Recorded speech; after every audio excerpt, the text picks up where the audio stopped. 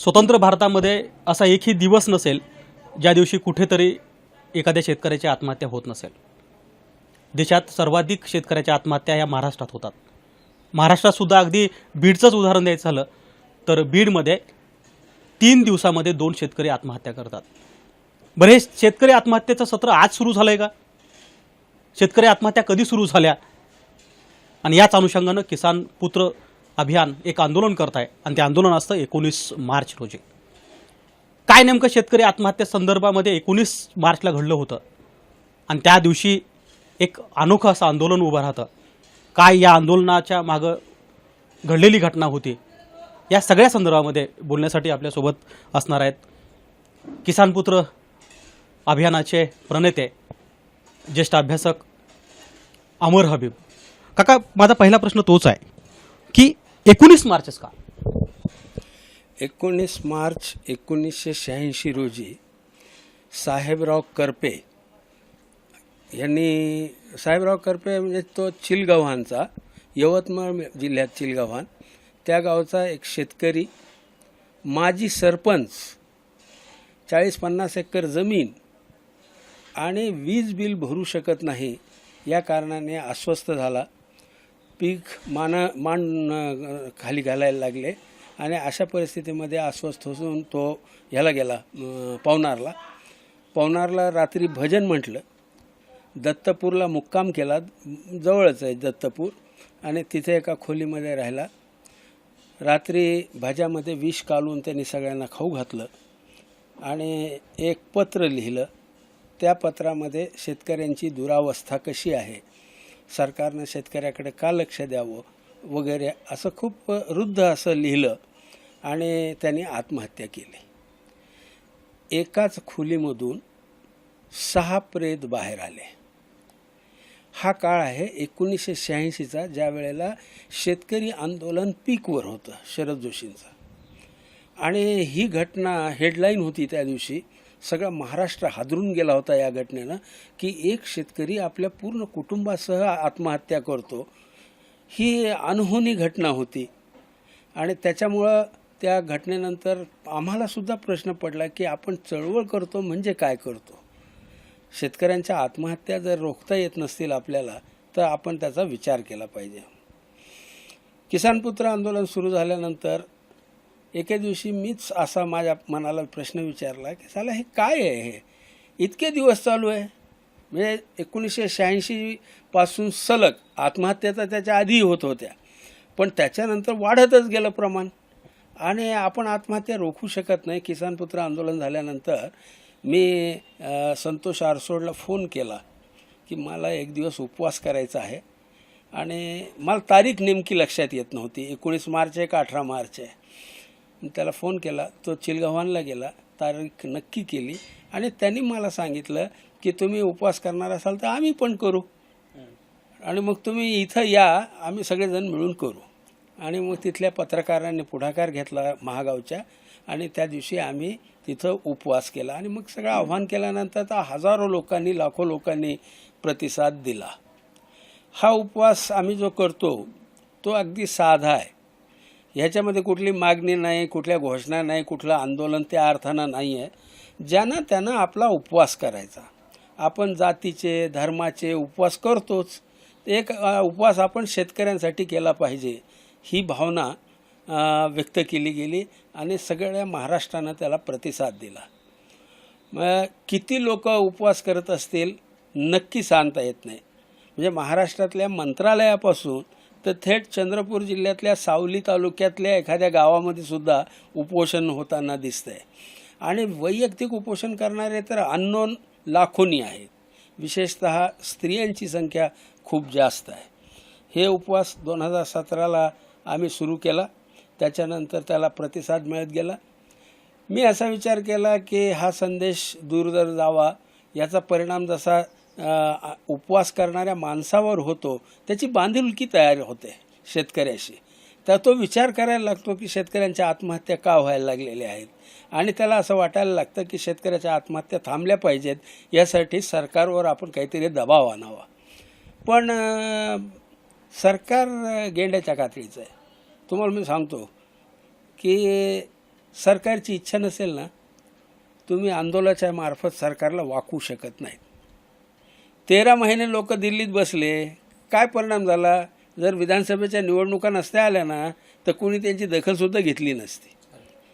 आत्ताचं सरकार हे जास्त कोडगं झालेलं आहे. त्यामुळं एका दिवसाच्या उपवासानं काही होईल असं मला वाटत नाही. पण मला हे दिसतं की जो उपवास करतो त्याच्यात होतं, तो सर्जकांची बांधिलकी मानायला लागतो, त्याचं जगणं बदलून जातं. आणि हे काम गेल्या वर्षीपासून आम्ही काय केलं, उपवास तर केला, म्हणजे दिल्लीतसुद्धा राजघाटवर बसून आम्ही उपवास केला. या वेळेला मागच्या वेळेला राजू बसरगेकर, रामकृष्ण रुद्राक्ष, सुभाष कच्छवे ह्या मित्रांनी पदयात्रा काढली. आणि गेल्या वर्षी करोना होता, त्यामुळं संख्या थोडी कमी होती. या वेळेला वातावरण थोडंसं मोकळं आहे, तर या वेळेला आम्ही पानगावहून पदयात्रा काढली. 3 दिवसाची पदयात्रा आहे, ती आजच सुरू झालेली आहे. काका, माझा परत प्रश्न तोच आहे की तो दिवस कसा असेल की ज्या दिवशी पहिली आत्महत्या नोंदवली गेली होती? कारण यापूर्वी खरं तर अनेक शेतकऱ्याच्या आत्महत्या झाल्या असतील. देशपातळीवरली ही पहिली आत्महत्या होती की ज्या आत्महत्येची नोंद सरकार दप्तरामध्ये झाली. आज खरं तर इतकी वाईट गोष्ट आहे की तुम्ही म्हटलं होतात मगाशी बोलताना की त्या दिवशी ज्या दिवशी आत्महत्या झाली होती त्या दिवशी ही सगळ्यात मोठी घटना होती. पण दुर्दैवानं आज झालेल्या शेतकरी आत्महत्येला पेपरमध्ये सुद्धा कुठं जागा मिळत नाही, इतकं ते नित्याचं झालं आहे. पण जी घटना घडली होती तिची दाहकता किती होती? किमान त्यावेळेसच्या त्या राज्यकर्त्यापर्यंत ते पोहोचलं का? त्यावेळेसच्या व्यवस्थेला ते कळलं का की आपल्याकडे आता शेतकरी आत्महत्या करू लागले? नाही, मला काय वाटतं की काय झालं, साहेबराव करपेची आत्महत्या झाल्यानंतर संवेदनशील मनं सुन्न झालेली होती. सरकारच्या दैनंदिन कारभारावर तसा काही फार परिणाम झालेला नव्हता. थोडे बहुत कर्जमाफीची मागणीला धार आली त्या काळामध्ये, ते ठीक आहे, पण फार काही झालेलं नाही. शेतकऱ्यांच्या आत्महत्या ॲक्च्युअली खूप आधीपासून होतात. म्हणजे 1962ला झालेल्या शेतकऱ्यांच्या आत्महत्या ह्याच्यावर एकानं PhD केलेली आहे 1962ला. त्याच्यामध्ये छुटपूट चालूच असायचं. साहेबराव करपेच्या आत्महत्येचं महत्त्व असं आहे की ती एक सहकुटुंब, त्याला म्हणायचं सामूहिक आत्महत्या. पण त्याहीपेक्षा त्याच्यानंतर कोर्टांनी आदेश दिल्यामुळे क्राईम रेकॉर्ड ब्युरो ही सेंट्रल गव्हर्नमेंटची एक एजन्सी आहे, ती शेतकऱ्यांच्या आत्महत्या असं वेगळं वर्गीकरण करायला लागली. त्याच्या आधी फक्त आत्महत्या यायच्या, पण त्यांना आता आत्महत्यामध्ये व शेतकऱ्यांच्या आत्महत्या असं एक वर्गीकरण केलं गेलं. दुसरी गोष्ट अशी झाली, महाराष्ट्रामध्ये विशेषतः की कॉम्पन्सेशन द्यायला लागले. आता शेतकऱ्याची आत्महत्या झाली, बरं गंमत त्याची तर इतकी वाईट आहे, पात्र आत्महत्या आणि अपात्र आत्महत्या. तर पात्र आत्महत्या झाली की ते 1 लाख रुपये देतात. 1 लाख रुपयामधले 70,000 रुपये फिक्स डिपॉझिट ठेवले जातात. 30,000मध्ये त्या अंत्यसंस्काराचे जे काही विधी असतील ते पार पाडायचे आणि 10 वर्षाच्या नंतर ते 70,000 तुम्हाला मिळणार आहेत. आज ते पैसे नाही. खरं म्हणजे काय होतं माहिती आहे का, की तो शेतकरी आत्महत्या का करतो? उदाहरणार्थ आता इथं आपल्या गीतेची जी केस आहे, पेरणीला पैसे नव्हते आणि तुम्ही त्याला जे पुढच्या वर्षी पेरणी करायची, पुन्हा त्या बाईकडे पैसे नाहीत ना, तिथं अजून दुहेरी संकटात आली, आता नवराही नाही आहे आणि त्याच्या हातामध्ये एक कवडी पडत नाही. म्हणजे सरकार जी मदत करते ती निरर्थक आहे, तुटपुंजी आहे. ती मदत अर्थपूर्ण असायला पाहिजे. ते काम किमान काही NGOजनं आपल्या महाराष्ट्रामध्ये विशेषतः काही NGOजनं केलं. त्यांची ताकद कमी असते, त्या ताकदीमध्ये त्यांनी केलं, म्हणजे त्यांचा उल्लेख करायला पाहिजे. नाना पाटकर, मकरंद अनासपुरे ह्या मंडळींनी महाराष्ट्रातल्या आत्महत्याग्रस्त प्रकरणामध्ये समाजाचा सहभाग असलेलं योगदान दिलेलं आहे. तर हे चांगलं दखलपात्र आहे. पण सरकारकडून तसं काही फारसं होताना दिसत नाही. सरकारला काही फरक पडत नाही. तुम्हाला सांगतो की शेतकऱ्याच्या आत्महत्या झाल्या काय नाही झाल्या काय, त्यांच्या एकूण आयुष करण्यामध्ये ह्या गोष्टीची काहीही तुम्ही आता म्हणालात ना की त्या दिवशी तर खरं म्हणजे हेडलाईन होती, 8 कॉलमची हेडलाईन होती साहेबराव करपेची. माझ्याकडे त्यावेळेसची कात्रण आहे. आणि आज जेव्हा आत्महत्या, इव्हन इतकी गंभीर काल परवाची आपल्या सूरज जाधवची सेम केस आहे. म्हणजे साहेबराव करपेसुद्धा विजेचं बिल भरू शकत नव्हता, म्हणून निमित्त तेच आहे त्यावेळेस, आणि हा सूरज जाधवचंही निमित्त तेच आहे, विजेचं बिल. म्हणजे 40-50 वर्ष होतात आणि तुम्ही ते निमित्तसुद्धा दूर करू शकत नाहीत, इतकी वाईट अवस्था त्याच्यामुळं आहे. तर साहेबराव करपेची आत्महत्या झाल्यानंतर आणि आजपर्यंत की आत्महत्या ही एक राष्ट्रीय आपत्ती मानली पाहिजे. माझं स्वतःचं मत असं आहे की हा इतर इश्यूसारखा इश्यू नाही आहे. It's a national calamity. म्हणजे अनेक देशामध्ये कसं होतं, तो बराक ओबामा असताना एका शाळेमध्ये 5 मुलांना गोळ्या घालून मारला. तो त्या शाळेत गेला, राष्ट्राध्यक्ष अमेरिकेचा, ढसा रडला आणि त्या दिवशी त्यांनी त्यांचा झेंडा अर्ध्यावर आणला होता. माझ्या देशामध्ये काय घडतं आहे? माझ्या देशामध्ये विधानसभा लोकसभेमध्ये 2 मिनिटाची श्रद्धांजली नाही. 2 मिनिटाची श्रद्धांजली की कोण जर संवेदनशील जर समजा नेते असते तर त्यांनी केलं असतं की 19 मार्चला सभागृह चालू आहेत. 19 मार्चला कमीत कमी आपण शेतकरी आत्महत्या थांबवू शकलो नाही यासाठी दुःख व्यक्त करताना आणि शेतकऱ्यांना श्रद्धांजली अर्पण करण्यासाठी विधानसभा आणि लोकसभा 2 मिनटं आहे हो, फार नाही मागत मी. आणि मला हे माहीत आहे की 2 मिनटं श्रद्धांजली केल्यानं सुद्धा काही होत नसतं. पण हे प्रतीक आहे की तुम्ही कुणाच्या बाजूनं आहात. हे तर इतकी उपेक्षा करतायत की प्रतीकंसुद्धा देत नाहीत. मग कोणाच सत्ताधारी म्हणजे हे काँग्रेस असो की BJP असो, आज तर महाराष्ट्रासाठी तर दोन्ही आहेत. केंद्रामध्ये BJP आहे, राज्यामध्ये बाकीचे लोक आहेत. कुणीही करत नाही. म्हणजे इतके कोडगे सत्ताधारी झालेले आहेत की ह्यांना शेतकरी मरतायत ह्याची काही चिंता नाही आहे. मला स्वतःला असं वाटतं की जसं करोनाच्या वेळेला सगळा देश एकत्र झाला आणि बाकीचे कामं नंतर बघू, आत्ता आपण ह्या करोनाचं बघू, असं जे झालं होतं त्या पद्धतीनं शेतकऱ्याच्या आत्महत्या बघू, बाकीच्या गोष्टी नंतर बघू, असं करण्याची नितांत गरज आहे. कारण शेतकरी मरणं म्हणजे साधी गोष्ट नाही आहे. तो सर्जक आहे, तो उत्पादक आहे. तुमच्या संकटाच्या काळामध्ये तोच आधार आहे. म्हणजे तुम्हाला सांगतो की ह्याच्यामध्ये करोनामध्ये ज्यावेळेस सगळी तुमची इंडस्ट्री बंद झालेली होती त्यावेळेला शेतकऱ्यांनी सगळा देश तारलेला होता. तर अशा संकटाच्या काळात उपयोगी तुम्हाला सांगतो की कोण तो गल्फमधला सद्दाम हुसेनचं एक कोटेशन आहे, वाईट माणूस पण चांगलं कोटेशन. तो म्हणाला होता की शेती हे न आटणारे पेट्रोल आहे. ही कन्सेप्ट बघा. म्हणजे डॉलर तयार झाले, पेट्रोलच्यामुळे सत्ता तयार झाल्या. शेती हे त्या पद्धतीने आणि भारतातली शेती आहे ना जगामध्ये असामान्य हो. माझ्या देशामध्ये विविध प्रकारच्या जमिनी आहेत, माझ्या देशामध्ये विविध प्रकारचं हवामान आहे, माझ्या देशामध्ये कुठे प्रचंड इरिगेशन आहे, काही ठिकाणी इरिगेशन नाही आहे, नसणंसुद्धा शेतीसाठी उपयोगी असतं. तर अशा प्रकारच्या विविधतेनं नटलेली माझ्या देशातली शेती ही सर्व जगावर राज्य करू शकते. परंतु या देशातल्या शेतकऱ्यांच्या पायात घातलेल्या बेड्या आणि त्याच्यामुळं आता आज अशी अवस्था आहे की त्या बेड्यांमुळंच ह्यांना आत्महत्या कराव्या लागतात. मी तुम्हाला 1-2 गोष्टी सांगतो की निमित्त विजेचं असू शकतं पण कारण कायद्याचं आहे. निमित्त काहीही असू शकतो, त्या निमित्तामध्ये अडकू नका. निमित्तांमध्ये अडकून राहिलो तर आपण मूळ कारणाचं निराकरण करू शकणार नाही. मूळ कारण हे कायद्यांचं आहे आणि ते कायदे जोपर्यंत नष्ट होत नाहीत तोपर्यंत शेतकऱ्यांच्या आत्महत्यांचा विचार करणं कठीण आहे. हाच प्रश्न करता अनेकांना माझ्यासहित पडला होता सुरुवातीला की कायदे हे शेतकऱ्यांच्या गळाभोवती असलेला फास आहे असं आपण अनेक वेळा म्हणायचं. कसा फास आहे आणि त्या कायद्याचा थेट परिणाम शेतकऱ्याच्या आयुष्यावर होतो का? होतो, एकदम थेट होतो. तुम्हाला सांगतो की 3 प्रकारचे कायदे असतात. पहिले आहे व्यवस्था तयार करणारे कायदे. म्हणजे ज्याच्यामध्ये सीलिंगचा कायदा येतो, आवश्यक वस्तूचा कायदा येतो, जमीन अधिग्रहणाचा कायदा येतो, 9 शेड्यूल येतं ज्यांनी व्यवस्था तयार केली.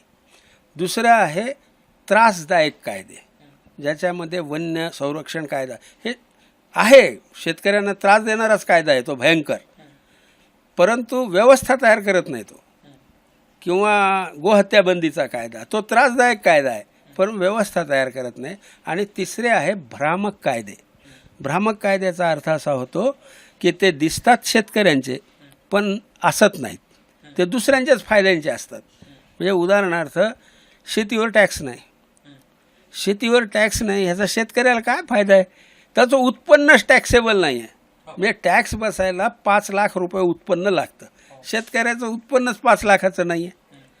मग जे हे बोगस लोक आहेत, सरकारी नोकरी करतात, अधिकारी आहेत, पुढारी आहेत, हे आपलं ब्लॅक मनी व्हाईट करण्यासाठी शेतीमधलं उत्पन्न दाखवतात. फायदा त्यांचा होतो त्या कायद्याने, शेतकऱ्याचा काहीच फायदा होत नाही.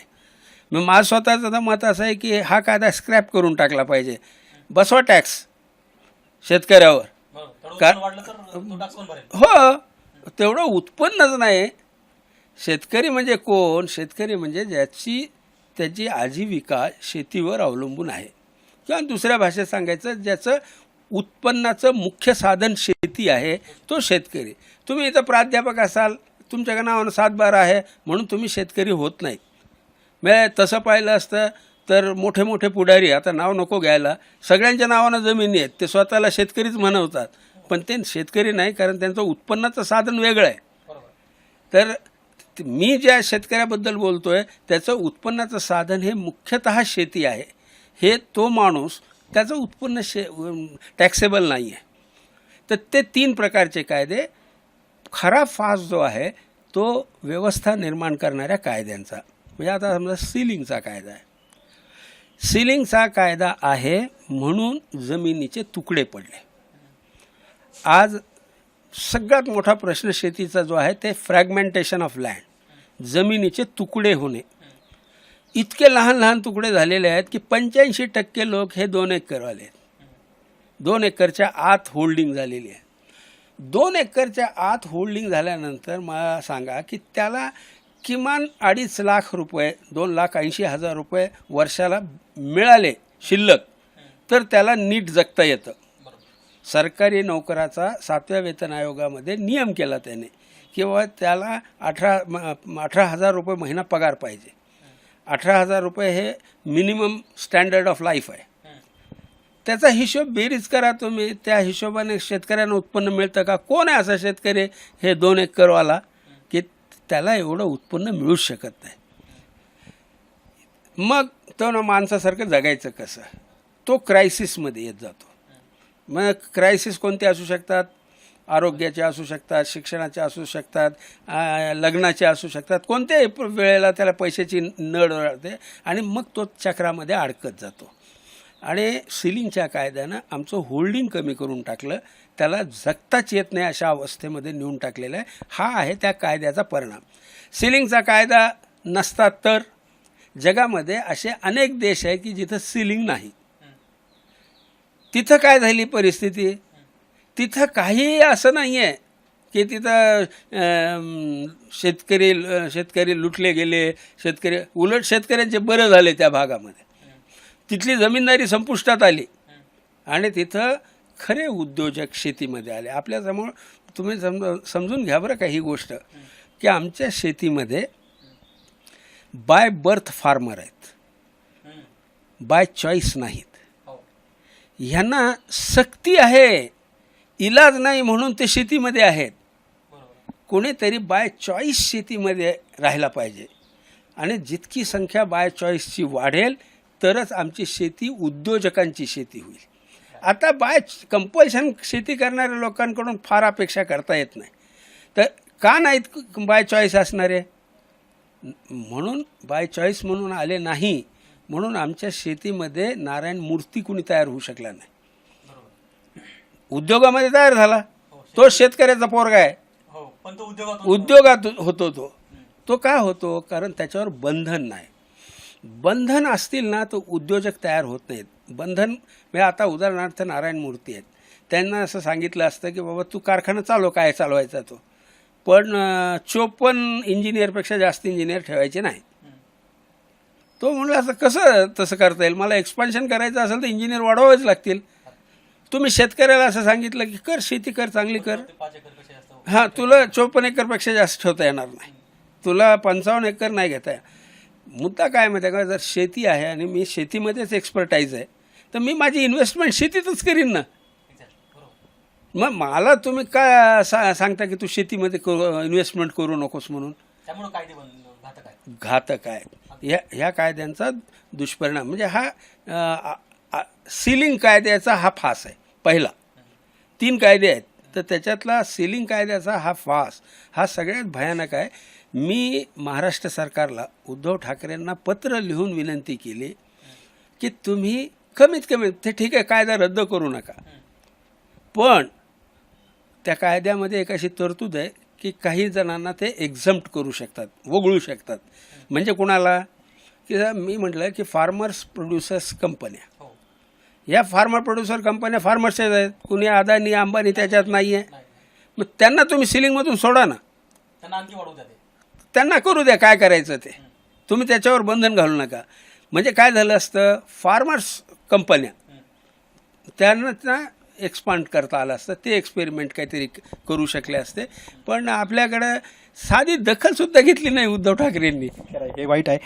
काका, माझा त्या परत एकदा पहिल्याच शेतकरी आत्महत्येच्या धरून विषय की ही सहवेदना व्यक्त करायची म्हणजे उपवास धरून का, कारण ती कनेक्ट होते. मी आता अनेक लोकांची यादी बघत होतो की मला तोही दिवस आठवतो ज्या दिवशी पहिल्या दिवशी किसान पुत्र आंदोलन सुरू झालं होतं आणि त्या आंदोलनामध्ये सहभागी झालेले हे शेतकरी चळवळीची निगडीत लोक होते.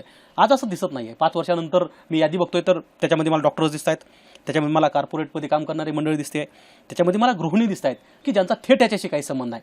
मग या लोकांनी उपवास पाळायचा आहे. उपवासाने ह्या दोन गोष्टी तुम्ही कशा कनेक्ट करता? हां, इट्स अ गांधीयन मेथड. बरं का, गांधीनं आपल्याला जी शस्त्र दिली त्याच्यातला हे एक शस्त्र आहे की हे कुणीही चालवू शकतो, याला कुणाची परवानगी घ्यायची गरज नाही आहे. मी उपवास करतो म्हणजे माय चॉईस, मी करेन. मी सरकारी नोकरीत असलो तरी करू शकतो, कोणी कोणावर बंधन करू शकत नाही. हे ह्याच्यातलं सगळ्यात मोठं बलस्थान आहे की तुम्ही तुमची लढाई तुमच्या मनानं करू शकता. दुसरी गोष्ट अशी आहे की आत्ता तर अशी परिस्थिती झाली आहे की आंदोलक जे आहेत, म्हणजे 2017ला जे लोक आलेले होते उपोषणाला ते कुठे गेले माहीत नाही, परंतु आता नवे लोक येत आहेत. म्हणजे आत्ता ह्या पदयात्रेमध्ये एक UDCTचा PhD असलेला माणूस आहे, एक मॅनेजमेंटमध्ये डॉक्टरेट केलेला आहे, पत्रकार आहेत, डॉक्टर्स आहेत, इंजिनियर्स आहेत, त्या या पदयात्रेमध्ये सहभागी झालेले लोक आहेत. माझा प्रयत्न हाच आहे की काय माहिती आहे का, पेशंट कोण आहे, शेतकरी आहे, तो ISUमध्ये, त्याला नका पळू म्हणून मी शेतकऱ्यांचं आंदोलन करत नाही. त्याच्यासाठी डॉक्टरने सिस्टरने पळापळ करायची त्याच्या उपचारासाठी. ही जी मुलं आहेत जी शेतीच्या बाहेर पडलेली आहेत त्या मुलांनी पुढाकार घेतला पाहिजे. आणि हे मी कुठं शिकलो तर दलित पॅन्थरचं. दलितावर अत्याचार व्हायचे खेड्यापाड्याने, पण ते गावात राहायचं ते दोन तोंड देऊ शकत नव्हते. मग राजा ढाले, नामदेव ढसाळ वगैरे हे मुंबईत होते, त्यांनी मुंबई डोक्यावर घेतली आणि कायदा तयार झाला, ज्या कायद्यानं गावातल्या शेतकऱ्यांना संरक्षण मिळालं. तर ही जी टेक्निक आहे की शहरामध्ये तुम्ही आवाज उभं करा, त्या माणसाला फायदा होईल. म्हणून मी नॉन फार्मर्स असलेले किसान पुत्र त्यांना सोबत घेऊन ती लढाई करतो. आता तर किती लोक येत आहेत काही समजत नाही, आणि वेगवेगळ्या संघटना, वेगवेगळे पक्ष.